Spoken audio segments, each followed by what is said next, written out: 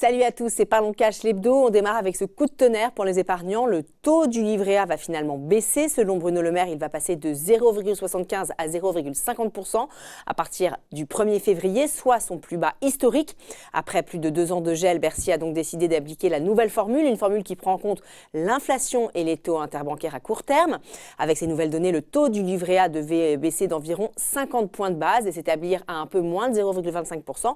Mais finalement, un plancher a été prévu à 0,50%, ce qui devrait coûter en moyenne 1 € par mois aux 55 millions de détenteurs d'un livret A.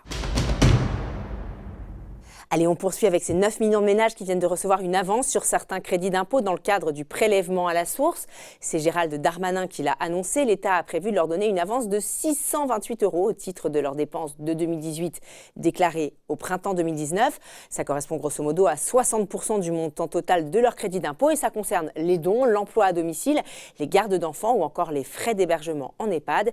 Il s'agit bien sûr d'une simple avance de trésorerie. Une régularisation interviendra ensuite à l'été. Et on termine avec les propriétaires qui vont pouvoir augmenter les loyers de 0,95%. Pourquoi ? Eh bien parce que l'indice de référence des loyers, l'IRL, a lui-même augmenté de 0,95% au 4e trimestre. Ça concerne les logements loués, vides ou meublés dans le secteur privé. Mais attention, pour que ça marche, il faut que le contrat contienne une clause de révision annuelle.